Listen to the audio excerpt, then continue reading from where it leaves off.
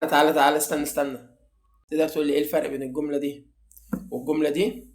مع العلم الاتنين صح. هقول لكم كل حاجة في آخر الفيديو. حضر قهوتك يا باشا ويلا نبدأ. هلو لويتي، معاكم هير إبراهيم مدرس اللغة الألمانية. الفيديوهات اللي فاتت خدنا 15 جملة عن الحياة اليومية، والفيديو ده هناخد الجمل دي نحولها إلى كلام واقعي، نتكلم على اللي حوالينا. يلا نبدأ. لوز كيتس. دلوقتي هناخد 3 أمثلة عن الحياة اليومية. أول مثال ممكن نستخدمه في وسائل المواصلات، وهو فعل اسمه زخن.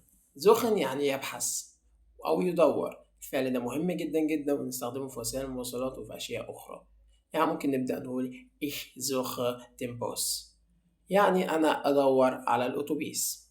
ممكن نقول Ich suche nach meinem Schlüssel، يعني أنا بدور على مفتاحي.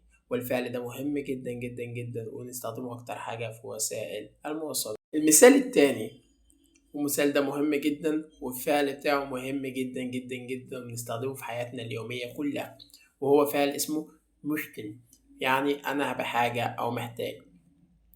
Ich möchte Brot kaufen. Ich möchte Milch kaufen.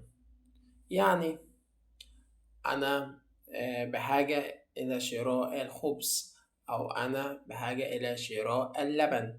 والفعل ده مهم جدا جدا جدا وركز عليه. المثال التالت، وده مثال جميل أوي، إن أنت تتعامل مع واحد صاحبك جديد أو صاحبك قديم. مثلا تقول له إيه؟ Ich habe Hunger. Ich habe Spaß. Ich habe Durst. يعني إيه؟ يعني ich habe Hunger يعني أنا جعان. Ich habe Durst يعني أنا عطشان. وإich habe Spaß أنا مستمتع. انتهينا من الأسئلة. قلت لك ما تنساش إيه الفرق بين الجملة دي والجملة دي. الجملة الأولانية بتقول Ich gehe in die Schule، وإنها أنا أذهب إلى المدرسة.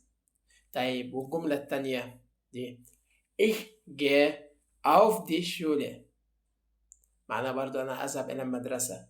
الفرق بتاعنا ما بينهم in die Schule معناها إنك بتذهب المدرسة كطالب، كمركز تعليم. أما Ich gehe auf die Schule تذهب إلى المدرسة كمبنى. وبس كده انتهينا من الدرس. متنساش الاشتراك وفعل الجرس، وإن اللي استفدت إن شاء الله. متنساش تصلي على النبي ولا حاجة. وأتمنى لكم يوما جميلا. Ich wünsche euch einen schönen Tag.